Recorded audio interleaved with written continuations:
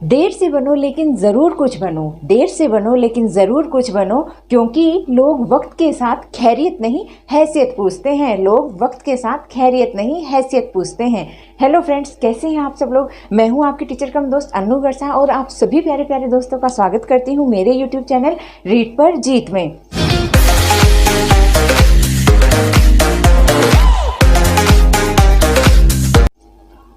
Friends, जैसा कि यहाँ पे लिखा हुआ है, आज अपन पढ़ेंगे शिक्षण विधियों के बारे में। फ्रेंड्स, इससे पहले इसका एक वीडियो और आ चुका है शिक्षण विधियों का, ये उसी का सेकंड वीडियो है। फ्रेंड्स, इसकी श्रेणी के जितने भी आगे वीडियोस आएंगे आप सारे वीडियोस को ध्यान से देखना, क्योंकि सारे ही क्वेश्चंस बेहद इंपॉर्टेंट हैं और आपके लिए इंपॉर्टेंट क्वेश्चंस ही यहाँ पर सेलेक्ट करके मैं आप लोगों को बता रही हूँ।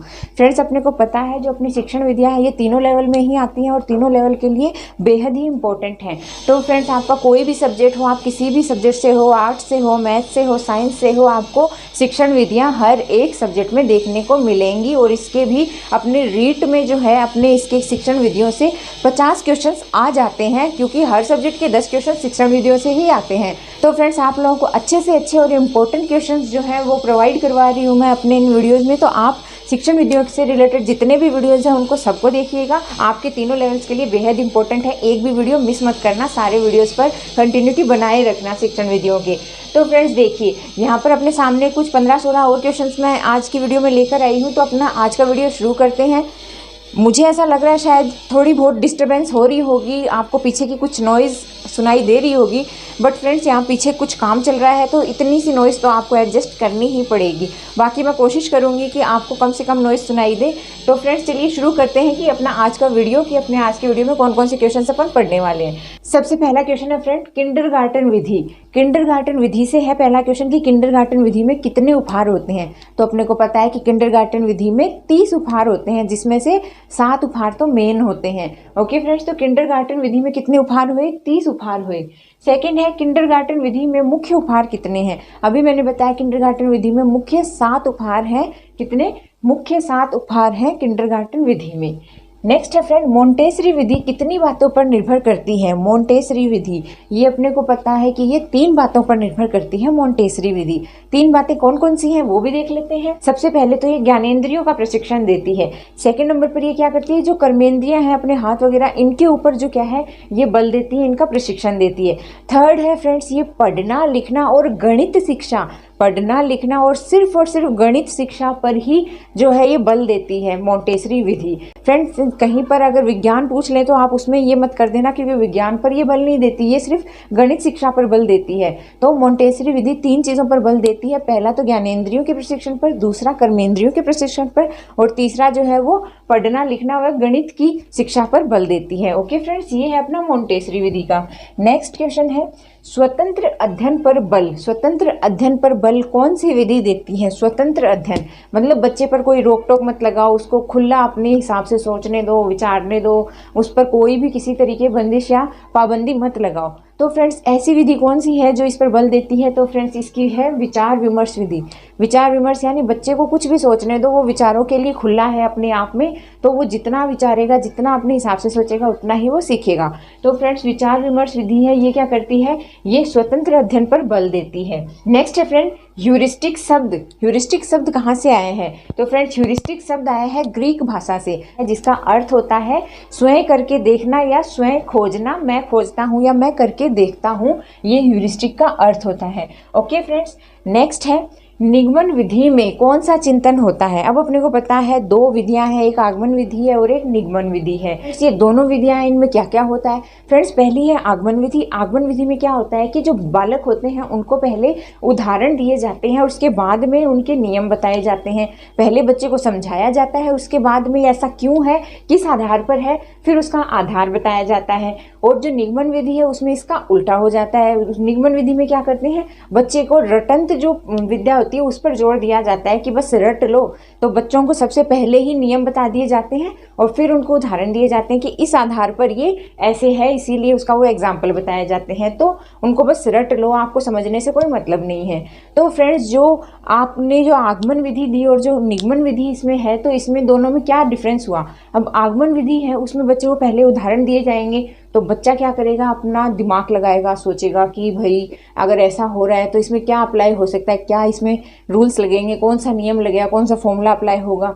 तो उसका जो सोचने का जो दायरा है वो खुला होता है। जो आगमन विधि है उसके अंतर्गत जो बालक होता है उसको सोचने पर कोई पाबंदी नहीं होती है, क्योंकि पहले उसमें उदाहरण बताए जाते हैं।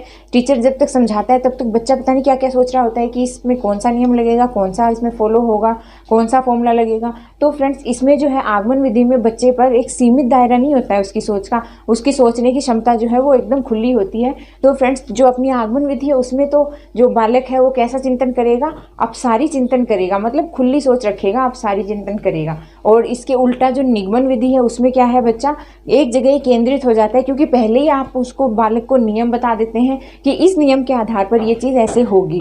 तो फ्रेंड्स जो बच्चा है वो ज़्यादा सोच नहीं पाता है, वो सिर्फ वहीं तक सीमित होकर रह जाता है। तो उसका जो सीमित ज्ञान है वो एक जगह पर ही फोकस हो जाता है। तो ये होता है निगमन विधि में, जिसको अपन कहते हैं अभिसारी चिंतन। तो जो निगमन विधि है उसमें कौन सा चिंतन होगा, अभिसारी चिंतन होगा। ओके फ्रेंड्स, नेक्स्ट है प्रदर्शन विधि। प्रदर्शन विधि में जो सामान होता है वो कैसा होना चाहिए। अब फ्रेंड्स अपने को पता है जो डिस्प्ले जो मेथड होता है, प्रदर्शन विधि होती है, उसमें जो अपन सामान है, मान लीजिए कि अपन कोई मॉडल दिखा रहे हैं, समझ लीजिए अपन ताजमहल का मॉडल दिखा रहे हैं बच्चों को। अब अपन ने उनको बता दिया कि अब ये मान लीजिए ये मेरे पास ताजमहल है। अब बच्चे हैं, खूब सारे बच्चे बैठे हैं, मैं उनको बता रही हूँ, उनको प्रदर्शन विधि के थ्रू उनको समझा रही हूँ कि ये देखिए ये ताजमहल है, ये शाहजहां ने बनवाया, ऐसा है वैसा है। मैं उनको इस चीज़ के बारे में बताऊंगी। अब मेरे पास ये छोटी सी चीज़ है, अब बच्चे आगे इतने हैं, वो इतनी पीछे तक हैं, दूर तक हैं, उनको दिख कुछ रहा नहीं, बस वो कोशिश कर रहे हैं समझने की। हाँ बस मतलब जो बच्चे हैं वो प्रॉब्लम में उसको देख रहे हैं, उनके कुछ समझ नहीं आ रहा, मैं अच्छे से उनको दिखा नहीं पा रही क्योंकि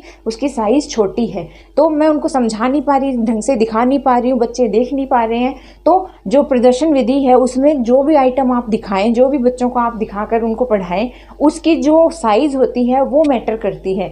फ्रेंड्स आपको यहाँ पर क्वालिटी से कोई मतलब नहीं है कि आप ब्रांडेड सामान लेकर आएँ, आप इतना ज़्यादा मतलब हाई क्वालिटी का, हाई जो कंपनीज़ हैं उनका सामान लेकर आएँ, यहाँ पर उससे कोई मतलब नहीं है। आप चाहे लोकल आइटम लेके आएँ, लेकिन जो आप दिखा रहे हैं उसकी जो साइज़ है वो यहाँ पर मैटर करती है प्रदर्शन विधि में। तो आपका जो सामान है उसकी साइज़ कैसी होनी चाहिए, बड़ी होनी चाहिए, ताकि बच्चों को ज़्यादा से ज़्यादा दिखाई दे और बच्चे ज़्यादा से ज़्यादा उसको समझ पाएँ, देख पाएँ। ओके फ्रेंड्स, तो यहाँ पर अपना है कि प्रदर्शन विधि में जो सामान है उसकी साइज कैसी होनी चाहिए, बड़े आकार की होनी चाहिए प्रदर्शन विधि में सामान की साइज। ओके, अब नेक्स्ट क्वेश्चन है, बालक में संपूर्ण ज्ञान अंतर्निहित है। अपने को पता है कि एक बालक है, उसके अंदर सारा ज्ञान है, उसके अंदर अध्यापक को उस ज्ञान को बाहर निकालना है, तो वो किस विधि से उस ज्ञान को बाहर निकालेगा। अपने को पता है कि एक छोटा बालक है, उसको ABCD सारी आती है, लेकिन वो क्या है, उसको बता नहीं पाता है, वो झिझकता है उस चीज़ को बताने में।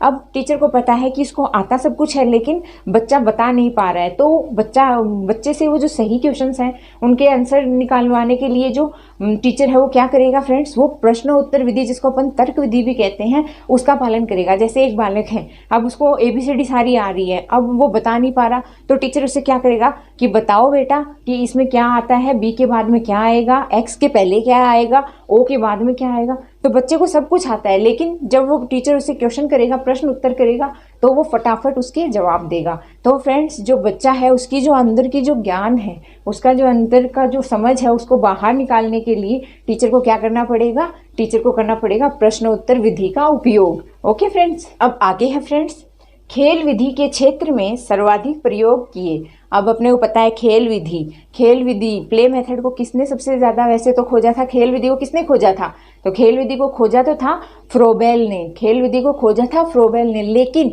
इस पर सबसे ज़्यादा प्रयोग किसने किए, इस पर सबसे ज़्यादा प्रयोग किए थे हेनरी कोल्डवेल कुक ने। हेनरी कोल्डवेल कुक ने इस पर सबसे ज़्यादा प्रयोग किए थे, जबकि खेल विधि दी किसने थी, फ्रोबेल ने दी थी।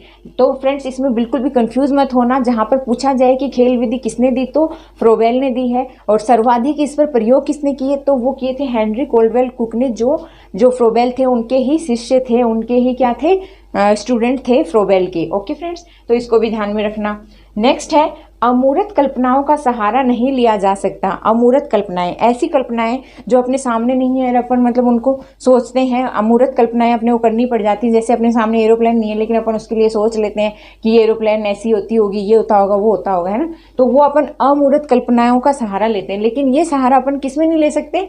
ये सहारा अपन नहीं ले सकते प्रदर्शन विधि में। क्यों नहीं ले सकते? अभी मैंने आपको बताया कि अब मानिए प्रदर्शन विधि चल रही है, मैं इसमें आप लोगों को मार्कर के बारे में आप लोगों को नॉलेज दे रही हूँ कि भाई ये मार्कर है, मेरे हाथ में है, देखो भाई ये मार्कर है, ये व्हाइट कलर का है, इसकी जो कैप है वो काले कलर की है, ये ब्लैक कलर का चलता है, इसकी इतनी लंबी लेंथ है, इतना मोटा है। ये मैं आप लोगों को इसमें बता रही हूँ, आप लोगों के सामने आप लोगों को दिखाकर। तो फ्रेंड्स मैं आपको यहाँ पर सामने ही आपके ये दिखा रही हूँ, आपको आंखों के सामने ये सब कुछ है। तो आप देख पा रहे हैं कि जो मार्कर है वो व्हाइट कलर का होता है, उसकी कैप ब्लैक होती है, ये ब्लैक कलर का चलता है। तो फ्रेंड्स जो मैं आपको प्रदर्शित कर रही हूँ यहाँ, तो यहाँ पर आपको अमूर्त चिंतन करने की ज़रूरत कहाँ है। आप अमूर्त चिंतन जब करेंगे जब आपके सामने वो वस्तु नहीं होगी और आपको कल्पना करने के लिए कहा जाएगा कि आप मान लो कि ऐसा ऐसा होता है। मैं बिना दिखाए आपको कहूँ कि ऐसा ऐसा होता है तो आप उसकी कल्पना करेंगे, तो आप उसका अमूर्त चिंतन करेंगे। लेकिन यहाँ मैं आपको प्रत्यक्ष दिखा रही हूँ आपको प्रदर्शन विधि में, तो आपको अमूर्त कल्पनाएं करने की ज़रूरत ही कहाँ है। यहाँ तो सब कुछ दिख रहा है ना, तो यहाँ पर इसमें अमूर्त कल्पनाएं नहीं होंगी। किसमें नहीं होंगी? प्रदर्शन विधि में अमूर्त कल्पनाएं नहीं होंगी। ओके फ्रेंड्स, आगे देखते हैं। नेक्स्ट है फ्रेंड्स सुकरात विधि। सुकरात विधि को अपन क्या कहते हैं? इसको अपन प्रश्नोत्तर विधि भी कहते हैं। ओके फ्रेंड्स, लास्ट है अच्छे प्रदर्शन की विशेषता क्या है। जो अच्छा प्रदर्शन है, अपन कोई चीज़ दिखा रहे हैं, अपने सामने कोई चीज़ है, अपन उसको दिखा रहे हैं प्रदर्शन विधि में, तो अच्छे प्रदर्शन की क्या विशेषता होगी? अच्छे प्रदर्शन की विशेषता क्या होगी कि वो पहले से ही पूर्व नियोजित होना चाहिए। अब जैसे कि मेरे पास, मैं आप लोगों को दिखा रही हूँ कि मेरे पास ये मार्कर है, ये मेरे पास यहाँ पर व्हाइट बोर्ड है। अब मैं आप बच्चों को प्रदर्शन विधि में यही दिखाने वाली हूँ कि मेरे पास एक व्हाइट बोर्ड है और एक मेरे पास मार्कर है। अब मैं आप लोगों को प्रदर्शन विधि के लिए यहाँ पर बुला लूँ, आप लोग आकर बैठ जाएं और आप लोग, फिर मैं आप लोगों को पढ़ाना स्टार्ट कर दूँ। फिर मेरे पास मार्कर तो है, व्हाइट बोर्ड ना हो, मैं कह दूँ कि भाई ये तो एक मार्कर है और एक व्हाइट बोर्ड, ऐसा ऐसा होता है। मतलब मेरे को पहले से मैंने उसको नियोजित नहीं किया, पहले से मैंने उसका अरेंजमेंट नहीं किया। यहाँ पर आप लोगों को इस विधि का प्रयोग करने से पहले मैंने उस सामान को यहाँ पर नियोजित नहीं किया। तो फ्रेंड्स मैंने जो है वो प्रदर्शन करने से पहले यहाँ पर अगर नियोजित नहीं किया, जो मैं प्रदर्शित करने वाली हूँ प्रदर्शन विधि में, अगर मैंने वो नियोजित पहले से नहीं किया, तो फ्रेंड्स जो वो मेरी प्रदर्शन विधि है वो अच्छे से नहीं समझ में आएगी बच्चों के। तो फ्रेंड्स अगर प्रदर्शन विधि करनी है तो प्रदर्शन विधि में सबसे पहले उसकी क्या विशेषता है कि उसमें आप लोग जो भी प्रदर्शित करने वाले हैं उसका पहले से पूर्व नियोजित आप लोगों को वो सामान कर लेना चाहिए। तो जो प्रदर्शन विधि है वो पहले से पूर्व नियोजित होनी चाहिए, तभी आपकी वो सक्सेस होगी। ओके फ्रेंड्स, ये अपन ने आज फिर से कुछ 15-16 क्वेश्चंस देखे हैं। ये आज की शिक्षण वीडियो का वीडियो यहीं पर ख़त्म करती हूँ। आप लोगों को अगर वीडियो पसंद आया है तो ज़्यादा से ज़्यादा लाइक कीजिए, चैनल को शेयर और सब्सक्राइब कीजिए, और आप सभी प्यारे प्यारे दोस्त ऐसे ही चैनल पर बने रहिए, अपनी कंटिन्यूटी बनाए रखिए। और फ्रेंड्स आपको अगर वीडियो अच्छा लगा है तो मुझे कमेंट में ज़रूर बताइएगा। फ्रेंड्स आप सभी प्यारे प्यारे दोस्तों का वीडियो को एंड तक देखने के लिए दिल से धन्यवाद। Thank you friends.